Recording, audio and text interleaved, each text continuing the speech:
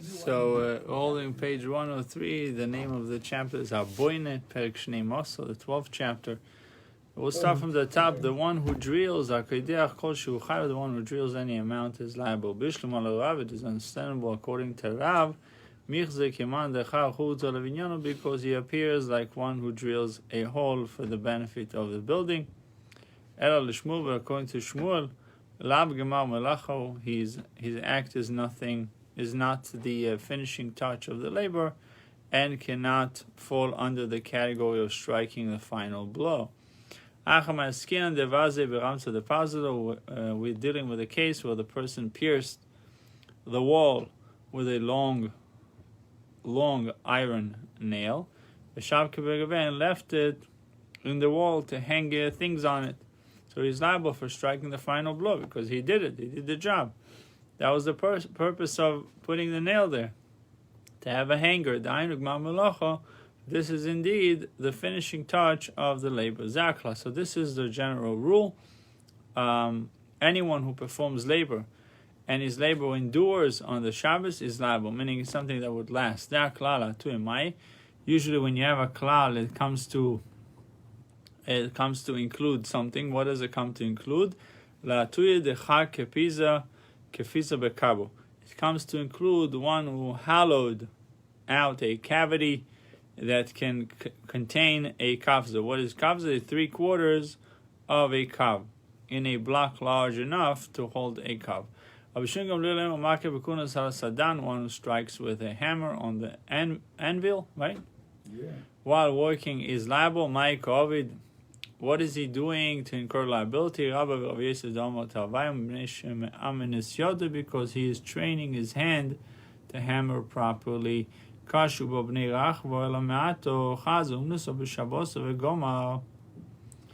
someone observed the performance of a craft on the Shabbos and learned the craft, maybe he's also should be liable. Is it also so that he is liable?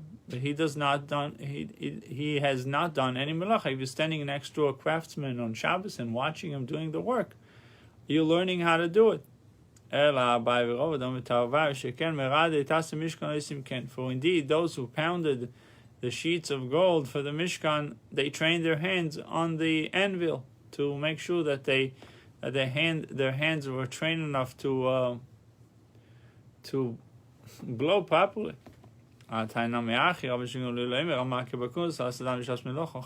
one who strikes with a hammer on the anvil while working is liable. Because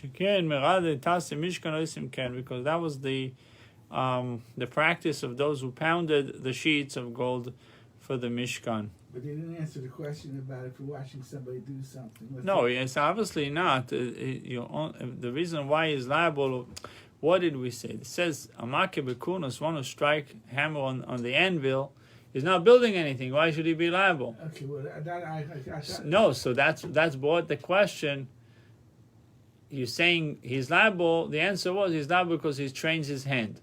So we said training his hand, is it a melacha? Meaning he's learning. Training your hands means you're learning a profession. Yeah. You're learning how to do it. You're learning a craft, right? So he says, okay, you're learning a craft. So what about if I'm standing next to somebody? I'm going to learn a craft also, so maybe it should be also liable. So the Gemara says no. The reason why he's liable in the case of hammering on the anvil, because similar to that was done in the Beis Hamikdash. Those who... Yeah, so he's doing an actual meister, as opposed to somebody who's watching the guy... because we saw this something that was done. Those who pounded the sheets of gold for the Mishkan. Listen, how did people learn to cut a diamond, for example? Think about it. They practice on something. They have to practice on something because this is money. It's a big money. It give you $1 million diamond to cut. You can kill it in a second without even noticing. Yeah, I heard stories. So anyhow, one who plows any amount, amenakish, one who weeds, one who prunes dry branches, prunes young shoots, kolshu, in any amount, chayav is liable.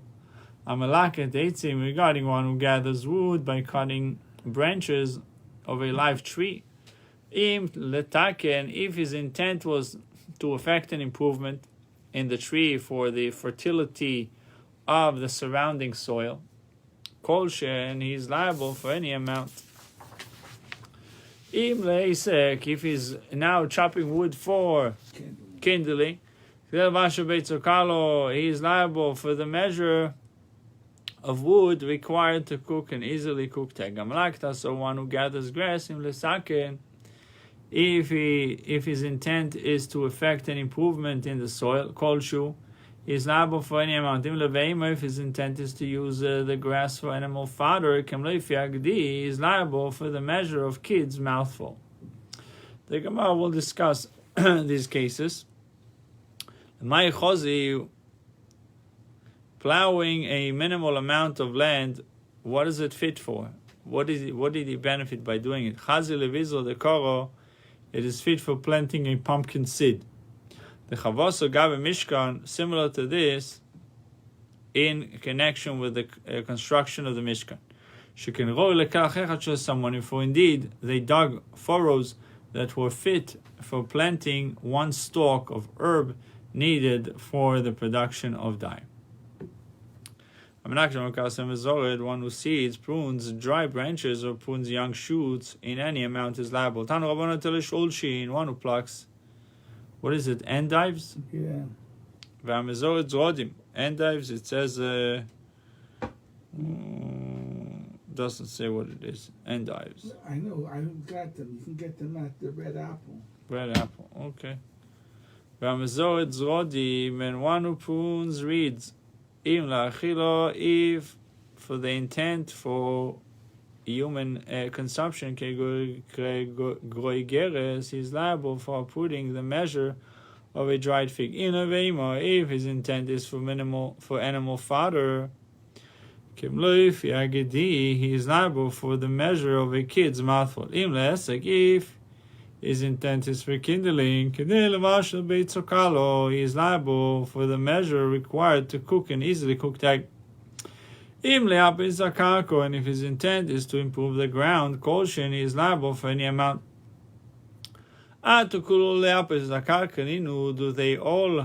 Do they not all serve to improve the land? Since the land automatically becomes improved when it is weeded, the person should always be liable for plucking any amount.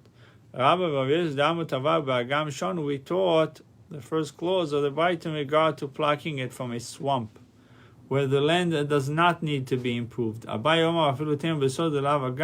even say that those clauses were taught in regard to a field. But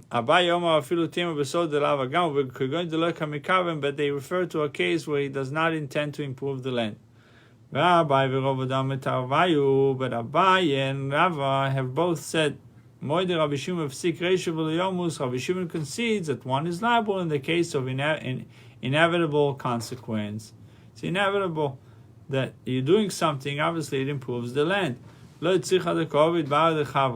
happened if he does it where he did it in the land of his fellow? Since he does not care about the land, he is not liable for improving it unless he especially intends to do so. Is Ben Mimino, Ben Mismoiloi, one who writes two letters, whether with his right hand or his left hand, Ben Mishem Echad, Ben Mishtem Shteimus, Ben Mishtei Shemus, whether of one character, of two characters, Ben Mishtei Samunios, whether with one or two inks, Cholosh in any language, Chayav is liable. They declared two letters liable only because of marking. Those who write on the boards of the Mishkan, to know which one was its mate. We find a short word that is part of a long word. Shem Mishimen, like the word Shin Mem from Shimon, and Shem Mishmuel, and Shin Mem from Shmuel. Noach Minocho, Dan Midaniel, and Gad Migadil. It is understandable that one should be liable. That's the way to write. But if he does it with the left hand, if he's not lefty, it's not the way he writes. We're talking about a lefty. A left-handed person that's the way he writes. His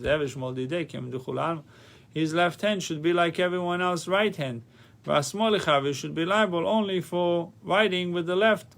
And let him not be liable for the right hand.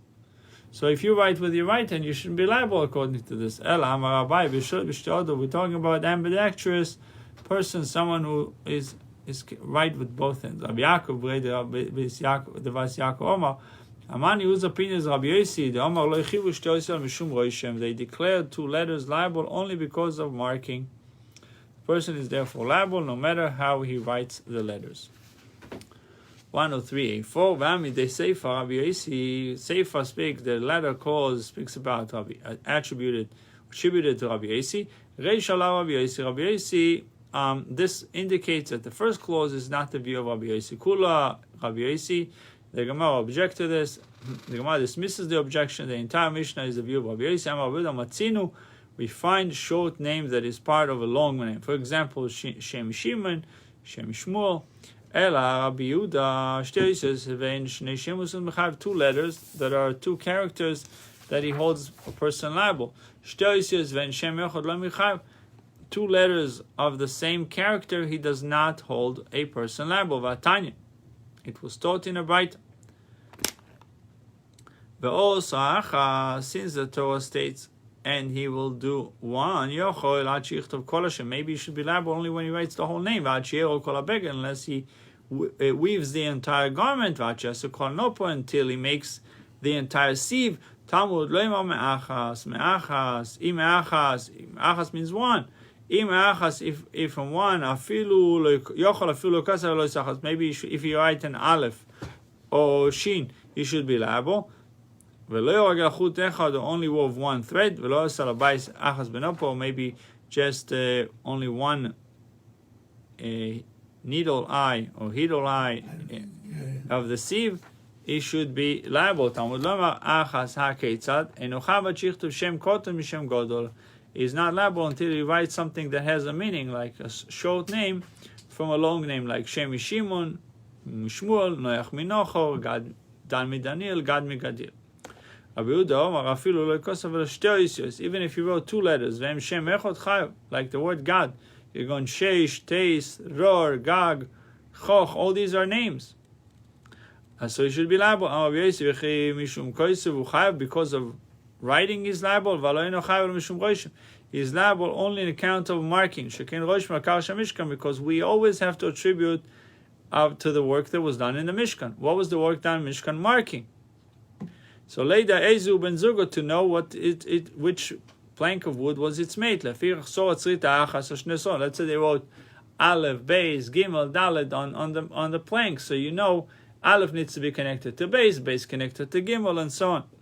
Therefore, if someone scratches one scratch on two boards, or two scratches on one board, Chayav is liable even though he did not write any letters.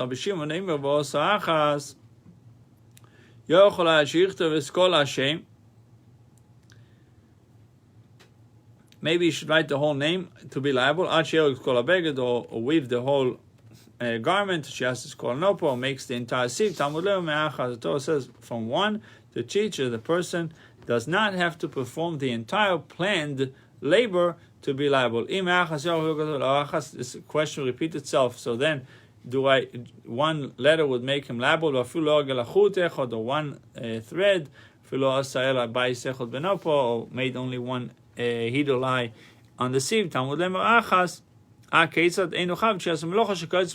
Unless you're performing a labor, when do you become liable? Perform a labor that endures. When you write shame, there's a meaning to it. One letter would not do it. And sometimes it can be a situation where one is liable to only one chatas offering for all of them.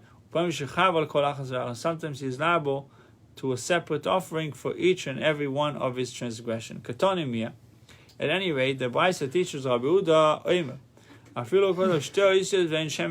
even if someone wrote only two letters of the same character, from the word he intended to write, that's the emphasis over here, from the word he intended to write, he is liable. This contradicts the implication of Rabbi Yehuda statement in our Mishnah that the person is not liable unless he writes two different characters.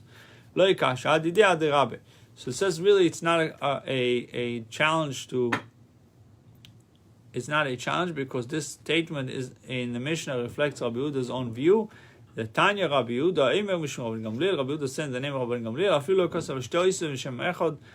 even if someone wrote only two letters of the same character from the word he intended to write, he is liable. For example, Kegon Sheish, Teis, Roar, Gag, Choch.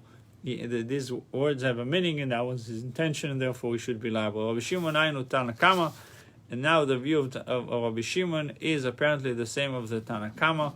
So they both seem to hold a person liable for writing any two letters.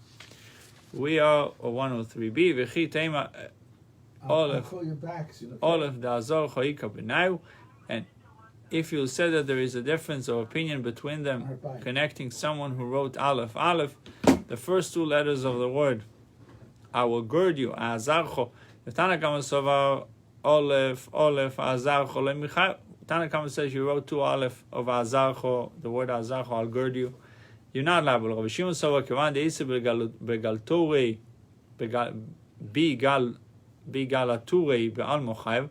Rabbi Shimon holds that since Aleph appears as a formula in common amulets, so therefore is liable. Common amulets, you see, I guess, double Aleph. Remember Rabbi Shimon L'chumra, to say Rabbi Shimon hold a stringent view and consider the person liable for writing Aleph of Azach of Atanya. Kol Shuchai, one who drills any amount, the Mishnah said is liable.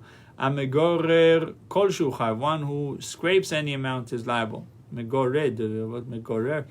I guess maybe there are make words for megared. In Hebrew, megared is to scrape off. But okay, so it's a megor kolshu, one who scrapes any amount of a pole or parchment. A me'abed kolshu, one who is a me'abed.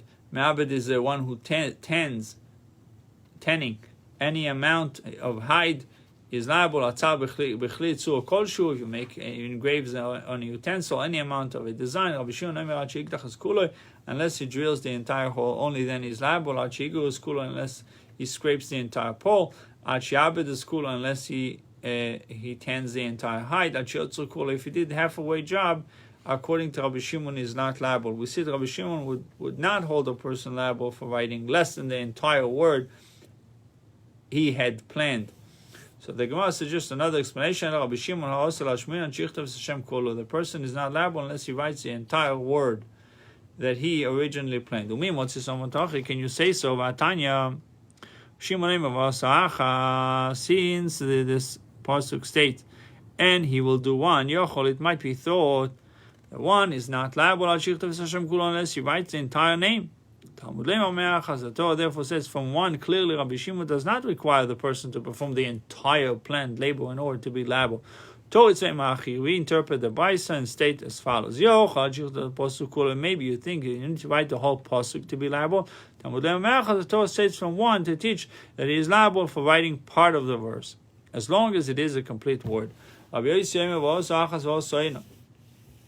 if he will do them, if he will do one transgression, if he will do them many transgressions, sometimes he's liable for one, sometimes he's liable for every single transgression. Sometimes he's liable for one chatos for all the transgressions.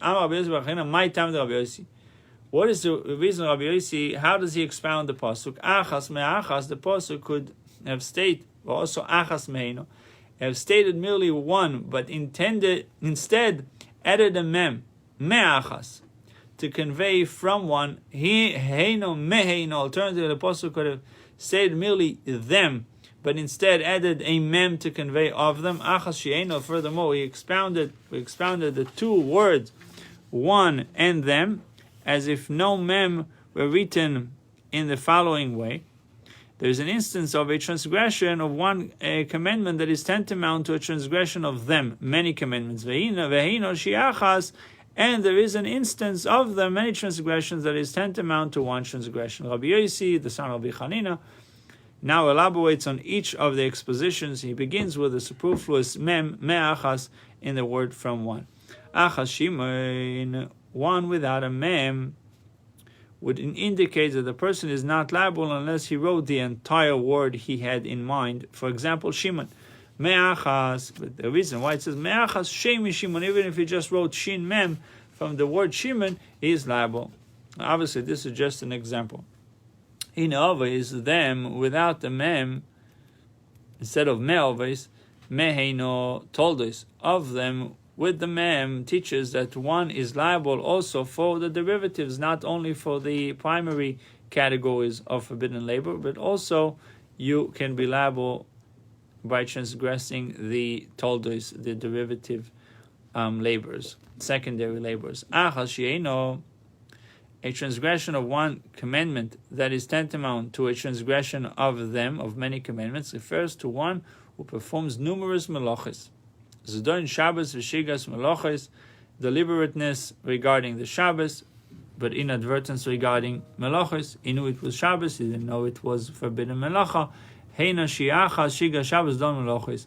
A case of them many transgressions that is tantamount to one transgression refers to one who performs numerous melachos on the Shabbos. Shigas Shabbos don melachos, with inadvertence regarding the Shabbos, but with deliberateness regarding melachos.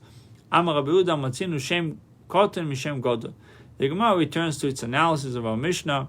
Rabbi Yehuda find a short word that is part of a long word. Rabbi Yehuda gave as first example shem from Shimon. Mi domi mem the shem sosu. But shem, said the example that you mentioned is not 100% similar, because shem has a mem sosum, which means it's a closed mem. Shem of Shimon is an open mem. Mem midom mem the shem sosum, the letter mem in the shem and the word shem is sealed, it's closed, and mem the Shimon pasuach, and the mem in Shimon is open.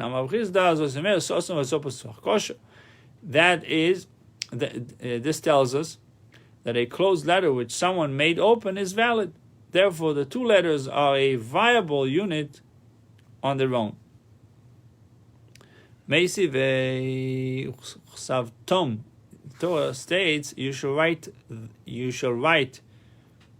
teaching sheteh ksivos tamo, that the script of the scrolls in Tefillin and mezuzah should be perfect.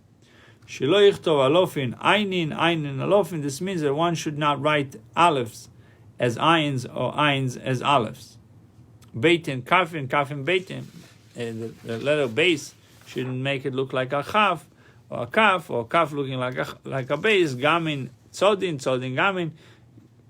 Gimel should not look like a tzaddik, and tzaddik should not look like gimel. Dlosin dlosin. Reish should look like a reish. Dalet should look like a dalet. Hey should look like a hey. Ches like a ches. Hein chesin. Hein chesin hein. Vavin yudin vavin. Similarly with the yud and vav. Zainin nunin zainin with zain and the nun and zain. Tesin peifin tesin. Tet should not look like a pei. Pei should not look like a tes. Kufufin pshutin kufufin. Bent letters straight or straight letter bends. That's why you have to really know what you're doing when you write a scroll. Mimin smochin memin. Mem should not look like a samach should not look like a mem. So the Gemara brings us all the different letters that are very similar to one another, like the dalet and the reish, samach and mem, especially with the ashurit, with the way the Torah is written. Stumim psuchim stumim. Closed letters should not look like open, and open should not look closed. Parsha psuchol and stuma. One should not make an open chapter closed, because we know that the Torah has open chapters and closed chapters. Like sometimes two parshas are like for example, the parsha of Baloischa and Shlach is closed parsha. So in the Torah, you wouldn't see a difference between the two. There's no segment. It's like one continuous thing. So you're not allowed to make an opening, and if there is an opening, you should not close it. You should put it together. If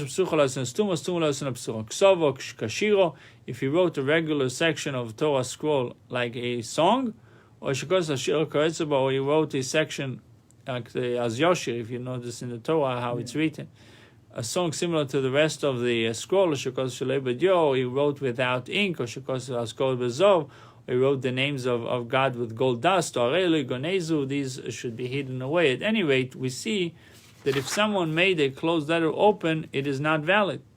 So how come you brought the example of Shem Mishimon? The mem in Shem is closed, and the name in Shimon is open.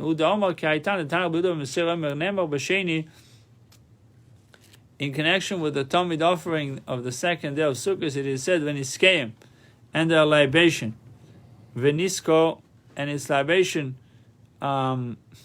its libation and mem was added for the exegetical purposes. Veniskehem could have been Venisko. It says Veniskehem.